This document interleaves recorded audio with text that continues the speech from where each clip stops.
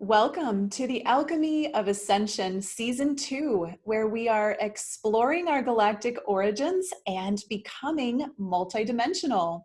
I'm your host, Waxela Sananda, and today it's my pleasure to introduce you to Margarita Alcantara. Welcome, Margarita. Hello, Ashayla. Thanks for having me.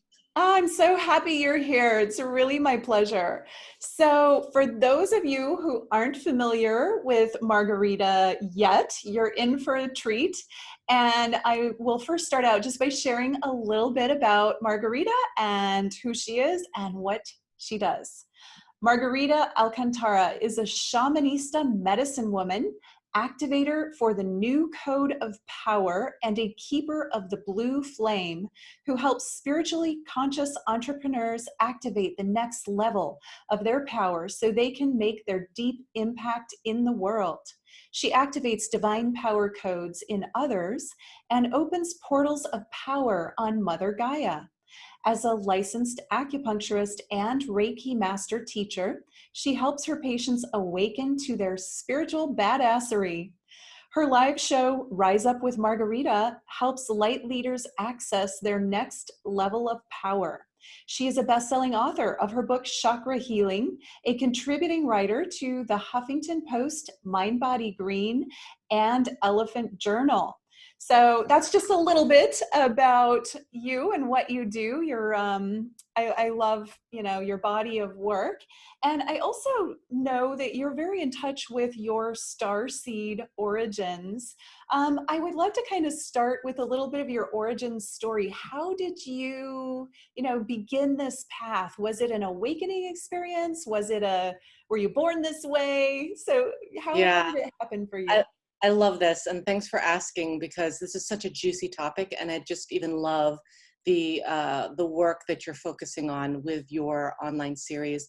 So for me, it really actually was more of an awakening versus a gradual thing, because I know for some folks it can be a very gradual thing since they were young, and I guess perhaps on some level it was that way for all of us starseeds. But for me, it felt like an awakening, and this happened about 4 years ago with the help of my twin flame. And, for those of you who are familiar with twin flames or maybe not, twin flames are those sacred unions that are now really starting to even awaken themselves, like they're finding each other, and I had found mine in this lifetime, which I'm really grateful for because apparently we've crossed paths a lot. So this time, with his help, because he's actually seer as am I, and what had occurred was that there was this awakening within myself where I started remembering my lineage, and it was kind of a remembering between he and I. And so we actually started remembering past lifetimes, and including one of the earliest ones where we were both together. We were here on this planet when it was still called Terra, and we were here when all the continents were still one, and there were still dinosaurs and all that.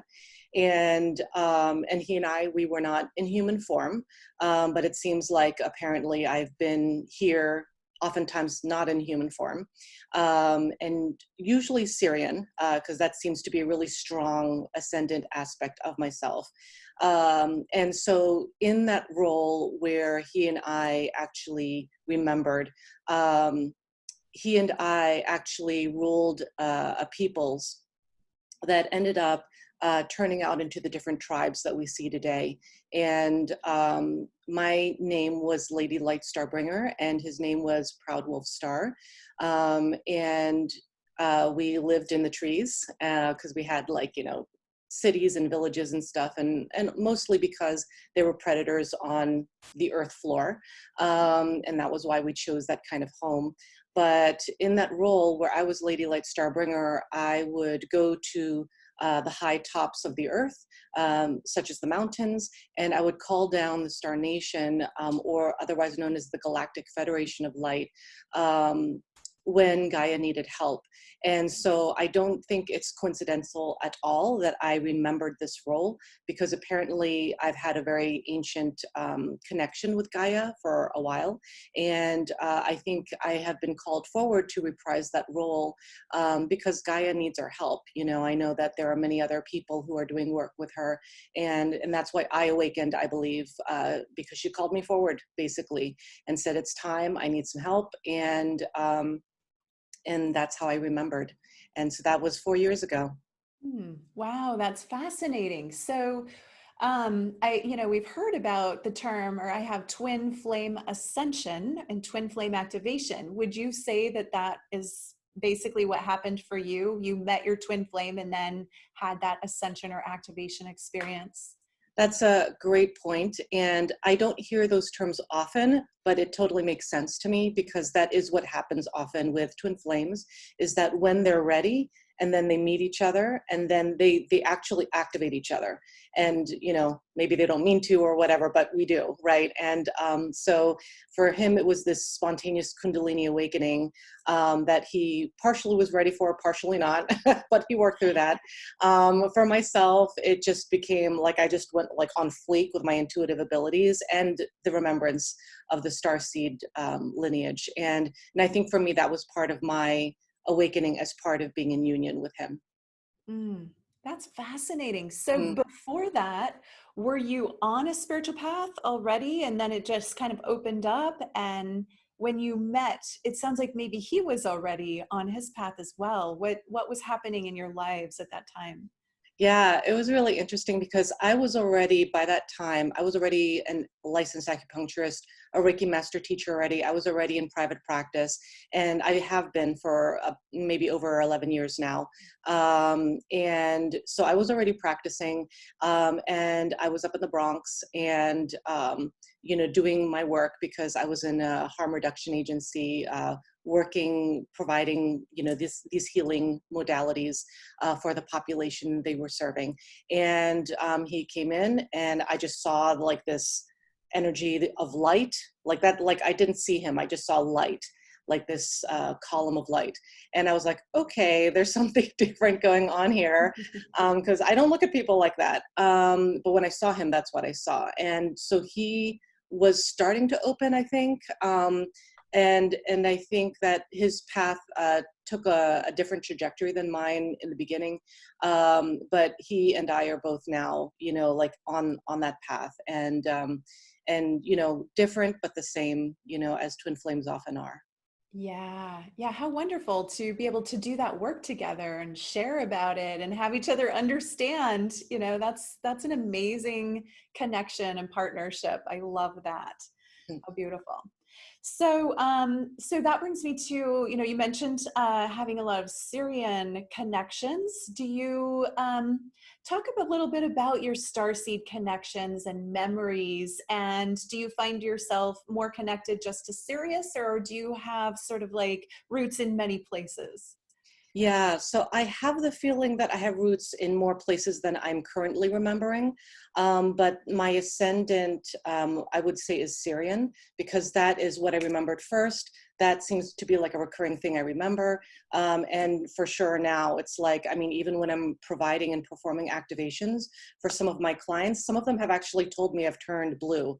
And I'm like, well, I don't recall that, but they remember that, right? And they see that, and it's like, and there have been moments where one of them even actually saw me as a blue bird, and I do have that blue avian connection as well. And so the ones that I do remember is firstly Sirian, Lyran, Martian, which I learned of that within the past year, and blue avian, which was also kind of brought into my awareness during the past year. And so it's like I'm starting to remember all of, I wouldn't say every single aspect of these lifetimes, but I'm remembering, even Mars, I was activated recently, very deeply, actually a few days ago. And one of the visions that came forward was, and this is just to kind of give you an illustration of how this, starseed energy and my work with Gaia kind of meld together, is that I had a vision during this activation where I was on Mars, and I never remembered that before. And it was just, you know, red, dusty, you know, desert-like, and dead, you know, basically. But I was there and I was looking at the Earth, you know, because she was in front of me, but, you know, far away. And I could feel her energy, that she was afraid that she was going to turn out like Mars. And, you know, because I mean, we destroyed it basically, you know, I mean, we infought, we had wars, and, you know, destroyed the, you know, the ecology of the planet. So she was afraid, that she is afraid that she might turn out the same way because of what is going on right now on the planet. And so, you know, I did my work to reassure her, because one of the things that I recall with my partner, Stacy, because he actually remembers more deeply, like from far, far into our history than I do. And he remembers us as binary stars, actually. And so we would actually just rotate around each other and, you know, whatever. So, I mean, I do have that. I think that's my galactic self, is that I'm actually in that star mode. And when I actually tap into that and unleash it, it's just like, it just takes over, and people can actually really feel it. And so that said, the Sirian connection is a very strong one. I do have a remembrance as a Sirian high priestess, which I still feel like I am moving forward with that energy as well. Within maybe the past 1.5 years, I remembered that I came here on purpose to, as many starseeds do, to help awaken the higher consciousness of humanity. And I remembered that I had left children behind in order to do that. And I remembered them, you know, their names, you know, and who they were. And I actually remembered them as the young children they were at first. And then, you know, fast forward, I saw them in their eldership, and I had gifted them a little amulet that was like a scarlet red, and it was beautiful and glowing. And I gave it to them when they were children. And I noticed that when they were elders and they were holding high council seating in the Sirian council, they were still wearing those pendants. And so when I met them again, you know, like, of course, it was such a tearful reunion. And of course, to remember that, and to be like, oh my God, now I really have to, you know, make this visit count here on the planet. Because I mean, you know, if I really thought that this mission was so important to leave my children, you know, this is something really big. And so that just kind of drove it home for me. And so I think that, you know, all these pieces are so, so important in remembering. And so ever since I've started remembering, like I even remember hunting with my partner back in the day, you know, when she was still Tara, when Gaia was still Tara, and we would hunt, and I would have my staff with the light language on it, and we'd carry our food back home, and, you know, that kind of thing.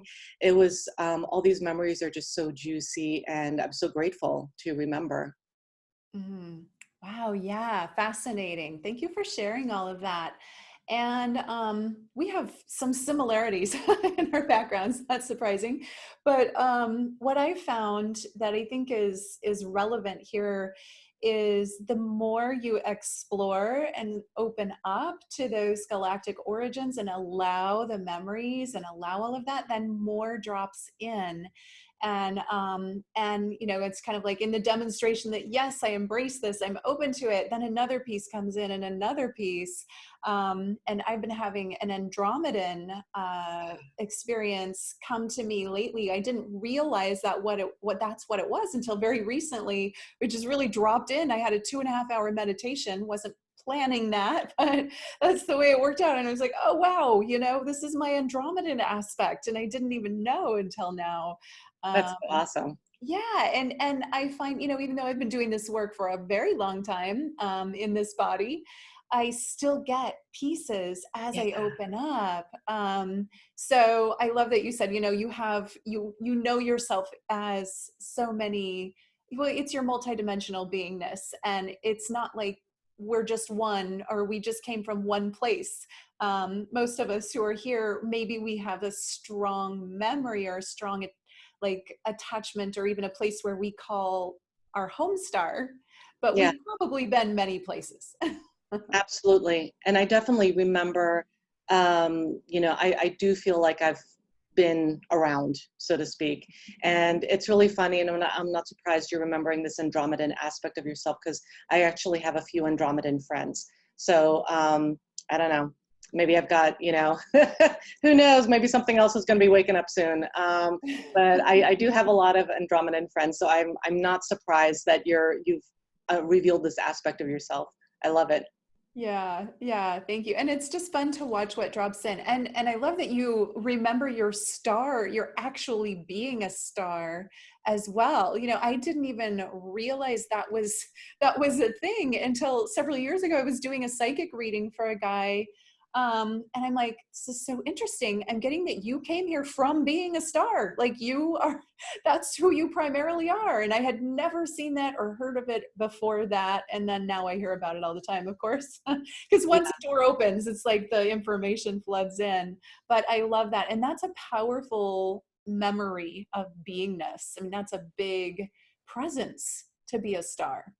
Yeah, and actually it was rather recent to remember that, because I mean I knew that my partner and I were binary stars, but for some reason it thoroughly escaped me that I was a star galactically, in terms of my galactic self. I'm not sure why I didn't put two and two together, but so it was rather recent that I'm like, oh my God. And because I just tapped in there, and it just and with the help of a healer friend, I just tapped into that field. And it was this 11th and 12th, I think it was 9 and 11, actually 9 and 11 dimensional being aspect of myself. And I was told by my healer friend, she's like, well, that makes a lot of sense why you can hold so much energy. And I was like, oh, that's true. That makes sense to me, right? Because like sometimes I hear that from some people that, oh my God, like how do you have the energy to do all the stuff you do? And it's not that I have, loads and loads of it. It's just that like I'm so driven, and I'm so driven by the light, and I'm so driven by my mission, and I'm so driven by, my memories and the joy and what we're moving into, and I'm just like, oh my God, I cannot, I'm so excited. And that's where I generate my work from. And so it's really that. And so I think it's really that star energy that I possess too, that allows for that unfolding to happen a little more with ease and grace. Beautiful. Yeah. And that truly is empowerment to bring that memory in and know, okay, I'm here, and having the memory of leaving your children, in a whole other star system. And then, like getting even more like your power and your mission and the importance of it. That's so powerful, which brings me to you're activating people. You're an activator for the new code of power. It seems very fitting after considering this conversation and all that you remember about yourself. Talk to us about what is the new code of power and what does it mean to be an activator of that? Yeah, thank you. So the new code of power is really bringing in that truth that we each possess, of our divine power. And it's really connecting with our God self in such a way that we're literally drawing it in. Because like I said, every single one of us possesses this, but for the majority of us, if not all of us, it was made latent on purpose, because I mean, I'm not explaining this to you because I know you know this backwards and forwards, but for some of your viewers, perhaps I can share that there has been some programming, not only of light, but also of negative forces on our genetic coding, so that we would not remember our power, and in fact would be repulsed by it, or repelled by our power. And so that's really the work that a lot of us are doing with fellow light workers and star seeds, is really not only helping them to remember, because that's only one part of it, it's then to then activate, through their willingness to be activated into that divine self that they are, and really be connected to their divine power. And so that's really what the new code of power is about.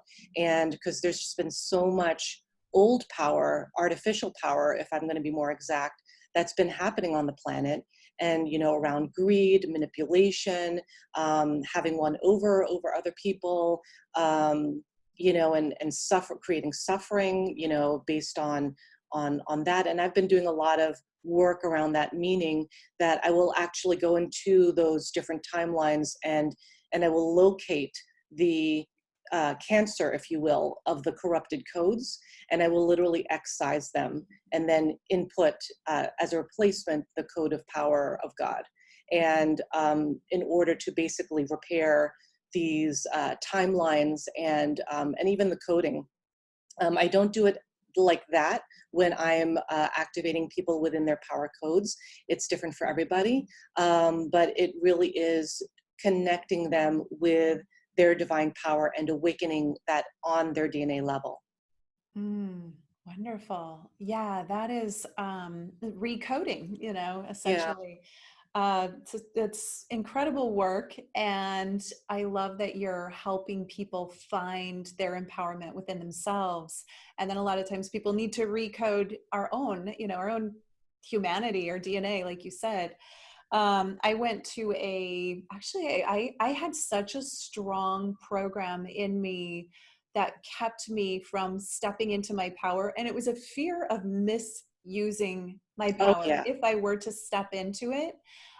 So I went to a quantum healing practitioner that could help me regress into all of the different lifetimes where I might have picked up that program from, so that I could recode it for myself. And it was so helpful because I did have a program that would keep me in my mind. It was there to keep me from abusing power, Yeah. because I did not come here to create karma. I Right. came here to clear things, and so I absolutely would not step into power until I was balanced in it and could use it with wisdom. And that was really, really the next level, what helped me launch to the next level of my business. So I love that you're helping people do that. And we need as many powerful light workers as we can get right now. Yeah. So absolutely, it's time to activate, to turn on, to step into your power and do it authentically and in balance, so that, there's always that temptation with power. It's seductive, Mhm. and the power over becomes seductive. But that's where we have to be so strong in our light to stay aligned when we become powerful.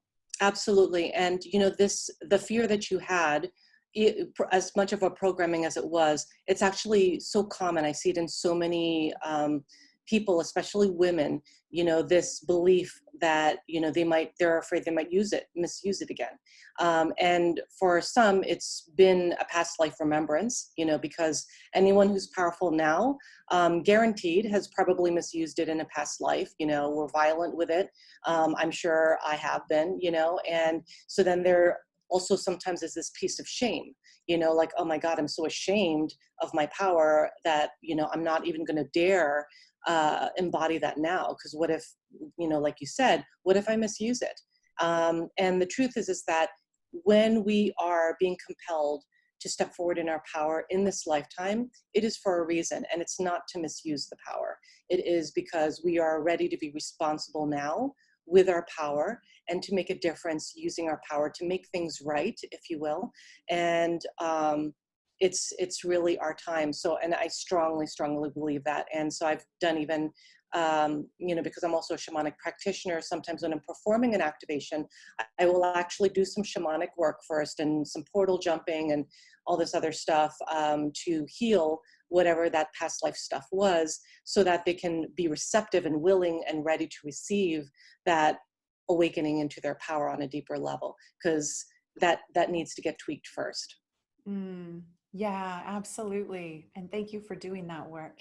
It's so important. Thank you. Yeah. So, my next question for you is, you mentioned being a keeper of the blue flame.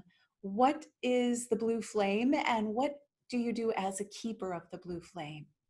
Yeah, thank you for asking. So it was basically within the past year that I started remembering, and literally I was brought out into the cosmic field, and this was during meditation. It's always during meditation, because that's when I'm tapped in and I'm like, in my zone, and I was brought out into the universe, and I was one of many, and they just simply said, you know, we are the tribe of one, and you know, and they basically informed me, you are a keeper of the blue flame. And I'm like, what?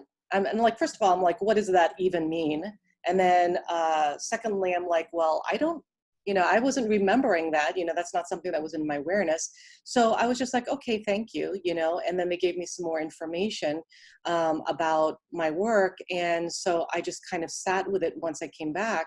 And basically I just had this remembrance that, oh my God. And then as I started doing my meditations, I started feeling the others who are other fellow carriers, keepers of the blue flame.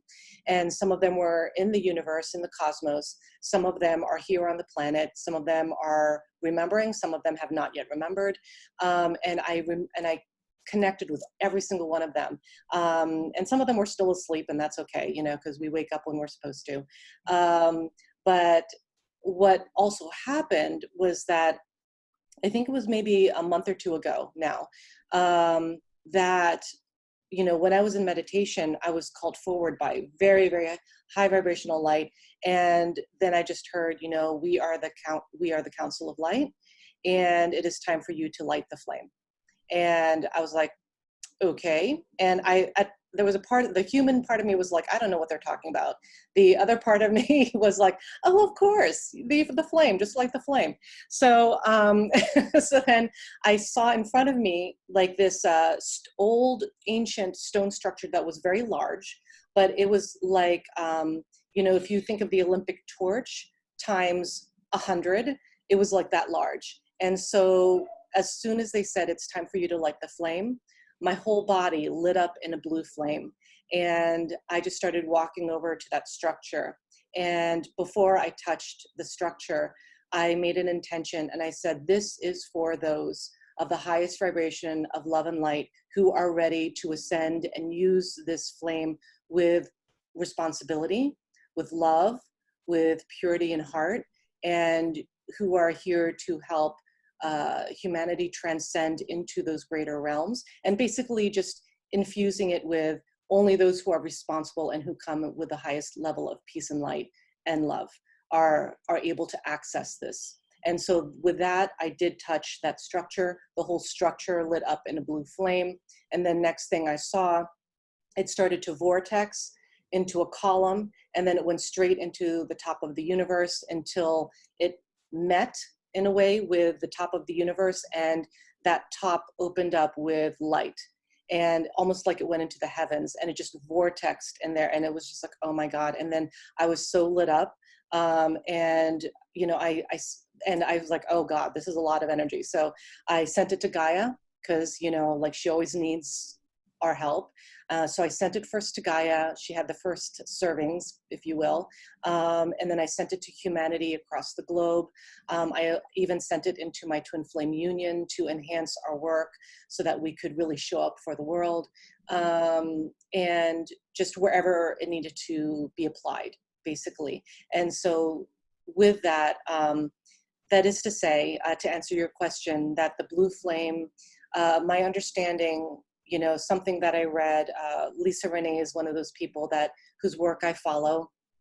And it was not coincidental that I had gotten one of her newsletters, and she spoke about the high Sirian blue Melchizedeks.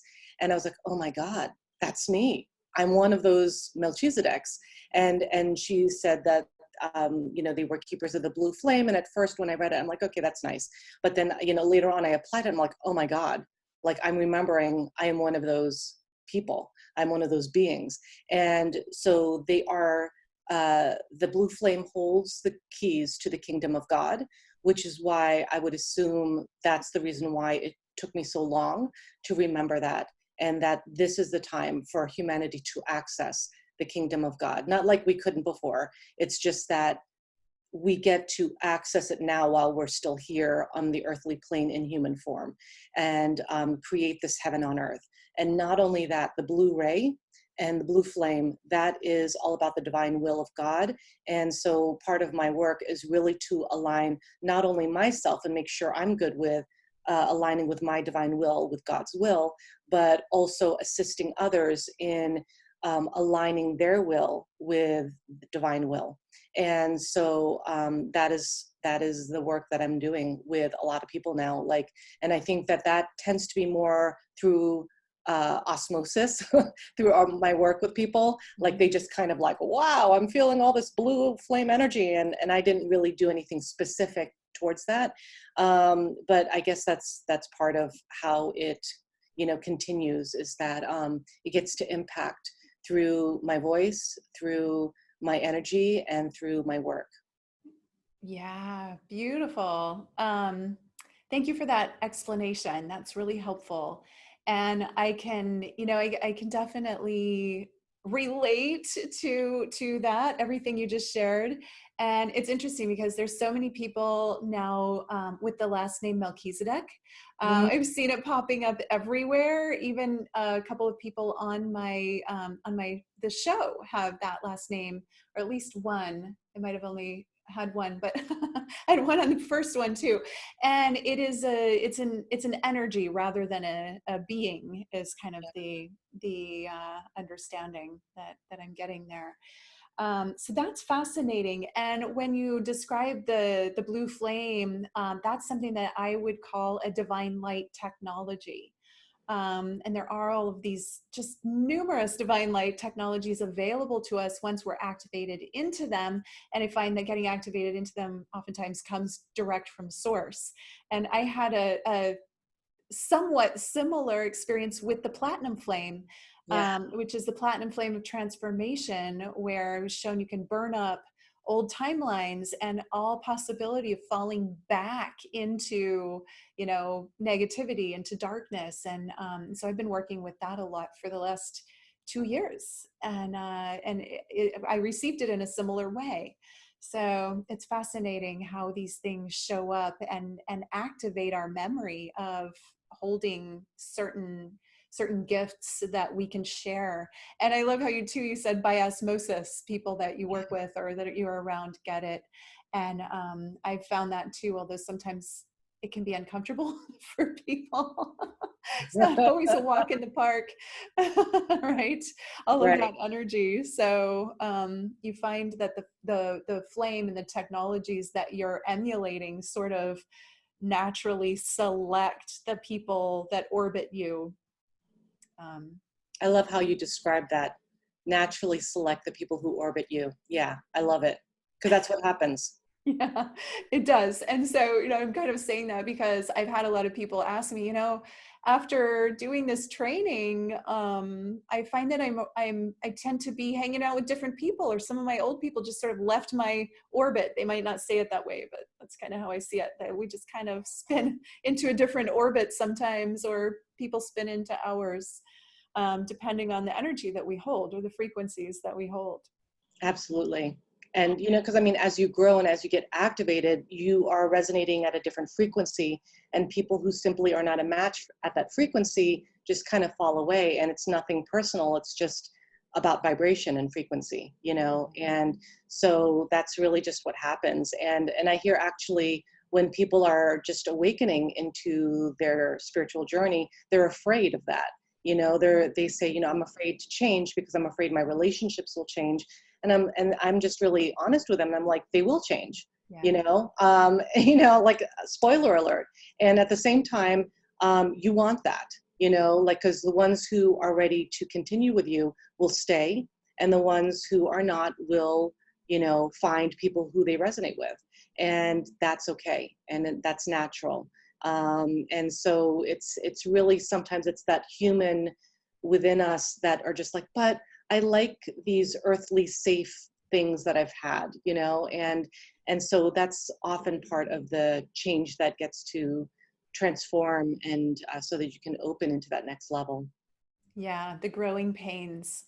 And speaking of these orbits, I had a conversation with Elizabeth Wood, who's a galactic historian. She talked about the 3 languages of the universe, Mm, which are light, frequency, or I think the second one's sound, and orbit. and everything orbits something. Everything orbits something else. So if you think of from an atomic level, we have orbits within our body. We orbit from, you know, other people. We orbit circles of, you know, groups. And then going out, you know, the planets, we have moon orbiting our planet, the planet orbiting the sun orbiting the universe, you know, it just goes on and on and on. So it's interesting when you think about like orbits are as important as the words we speak and the light that we emit. We're also emitting, you know, orbits or practicing orbits on every level, all the time. So that kind of brings me to your activation. So you mentioned activating divine power codes in others, which we've kind of talked about, and that opens portals of power on the earth. And I understand that you take people to various places, sacred spaces around the earth, and do these activations. Will you share some of that? Yes, thanks for asking. So that's true, because part of my work is to activate the divine power codes in others, and then also because Gaia asked me to, and so you know, I just follow that, right? Because that's my celestial directive. So part of that is to go to these sacred temples and sites in the world, which are basically these access points on Gaia's body to activate her power as well, open these gates and portals of power at those spaces. And she even gave me a list, you know, and you know, I haven't checked with her lately about the list and the sequence of it, but she did give me a list with a sequence. And she's like, I'd like for you to begin at Mount Shasta just to open ceremony. And so that's what I did. And I think that was maybe 2 years ago now, where I opened ceremony at Mount Shasta. And there was a lot of coding I was doing around the seeds and the new generation of coding in the plant life, in the animal life, and basically working with this tablet, like basically a blank slate of the new genesis of plant and animal life. And so that was something that I worked with, and also was kind of a union and an opening for galactic forces for the planet. And so that was an emphasis. Those were some emphasis that I did when I was opening the portal there. And then Gaia wanted me to go to Machu Picchu, and she said, that's where some deeper work needs to be done. And Machu Picchu is basically the sacral plexus chakra of the planet. So I went there last year and brought some participants, and it was so amazing. It was my first time there.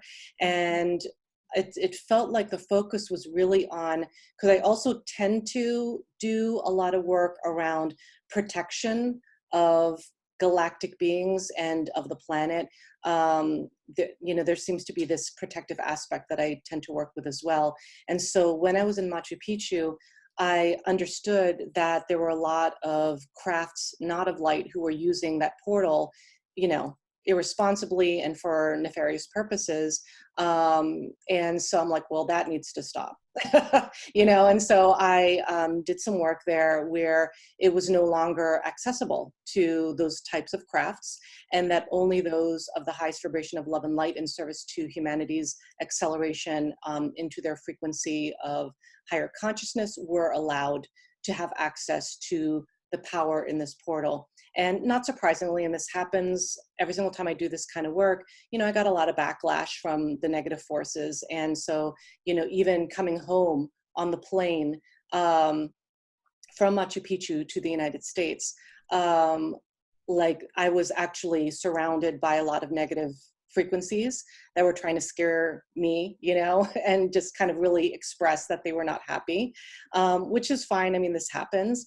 So I just like stood my ground on it. And it was very interesting because the entire flight, I saw there was this like, I think it was like a very aqua-ish, it wasn't even the color of the sky. It wasn't even the color of the night. It was like an aqua blue that was just coming in through the windows. And I just thought it was so strange. And, you know, at first I didn't think anything of it. I was just concentrating on, you know, being of light while, you know, I was getting all this backlash. But then once I got home and I meditated on it, my star family said that was us, you know, because there were a lot of, you know, because I mean, it was actually, they were also trying to surround, you know, other people on the plane and things like that. And so, you know, so when that happens, that's when I know my work is really doing its job and is very potent. And I'm like, I'm okay with that, you know, like, I mean, I'm strong enough to hold down the fort with this type of work. And my star family's got my back, and they basically held the plane because there was all kinds of things that, you know, was trying to be manipulated on that flight. And they just protected me and others on that flight. So that tells me that the work is highly relevant to Gaia and also to our collective. And that is why I do what I do. And so she did have a rest of the list there, but due to, you know, circumstances that happened in March and all that stuff that has affected everyone else.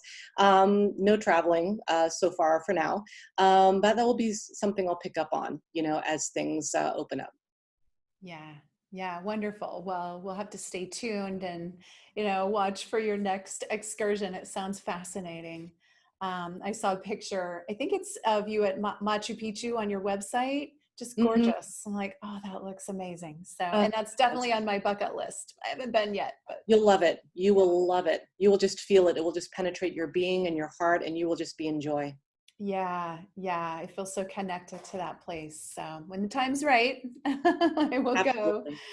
Absolutely. This has been such a fascinating conversation. I really loved, you know, getting to know you in, you know, in a deeper way and understand, excuse me, what you're about and your star lineage and your connection and all of that. And you've been very generous about, you know, sharing so many details. So thank you for all of that. Um, I do want to let people know how to work with you. If somebody was like, "Oh, wow, this is so interesting," you know, maybe they want to go on a retreat that might not be available right now. How can a person work with you right now if someone wants? Yeah, thank you for asking. And I also wanted to just acknowledge what you said. And it's been such an honor to, you know, really explore more deeply, not only learning more about you as well, but also about this galactic lineage, you know, that we possess, because it's so important to have this discussion now, because that's where we're headed. You know, I mean, we've been headed there, but especially now. But the way people can work with me is that they can find me at alcantaracupuncture.com. And I am accepting new participants, new clients for my Conscious Power Mentorship Program for women. And that's where, you know, I really help them anchor in their light and their power and really help them develop. You know, they tend to be star seeds. So that's not a criteria, but they tend to like remember that they're a star seed as they're entering the container, the energy container that I hold. And then also I provide, you know, power activations, not as single sessions, because as you know, it's really a journey and an opening. So there's a series that I may provide if I feel it's a fit for somebody, and it really just depends. So the best thing is to, you know, hop on a call with me, and I can help find out what the best way to support them in their path would look like. But yeah, that's how you can find me. Any final thoughts before we close? Yeah, well, I think the last thing I did want to share is that we get to normalize what we're talking about, right? Because I've spoken to so many star seeds and those with galactic lineage, and they're so powerful, but then they don't speak up and they don't share. And I'm not saying everyone, because obviously we're having a summit around it, right? But what I mean is that the majority of star seeds and those of galactic lineage, most of them are allowing their fears to overcome them, the fear of judgment and the fear of looking weird or strange or crazy, right? And we get to normalize this because it is. I mean, just because it's not yet part of the norm, the truth is that where we're headed And, even before the end of this year, things are going to be revealing itself, which are going to make a lot of people with galactic lineage be like, oh, well, I could have been speaking about my being a starseed this whole time, and so just there's stuff coming down the pipeline that's going to be acknowledging our galactic lineage. And, so it's time for us now to be courageous enough and willing enough to take our stand for the planet and for humanity, and to normalize this, because it is normal. This is, this is who we are, and you get to accept that and be in fullest expression. I love that. Yes, it is who we are. It's our family tree. Yeah. It can be as natural as looking up your genetic lineage, your human lineage. And it's so fun to start to make those connections, and then to have those visitations. Once you open up that door, your guides, your family comes through and starts to communicate in whatever way. It could be through thought, through sound, through hearing, through, I'm very visual. They come to me visually. And that is such a gift and a blessing. So just play. I really, one of the reasons that I do this work is so that we all know, and everyone watching knows, that we're not alone on this journey. We're on this ascension journey together, and there's so much support, and we're all doing this as a community of light. And it's so important to know that we're not alone in it, in all of it. So absolutely. Absolutely. Yeah, so thank you for speaking out and for everything you've shared. I think people will find this very activating and opening. I just love this conversation. I'm on fire. I don't know about you, but I'm feeling this conversation. Yeah, absolutely. I love it. So everyone, remember to grab Margarita's free gift, the throat chakra activation, and then jump in the Facebook page and let us know, what did you get out of this conversation? What inspired you? What activated you? What lit you up? Or what didn't you like? That's okay too. And we'll chime in there, and I'll be for sure responding to your comments. I just love to see what everyone experiences through listening to these. So with that, I will go ahead and close. Thank you again, Margarita. It's really been a pleasure. Thank you, Waxela, so much. You're welcome. And with that, namaste.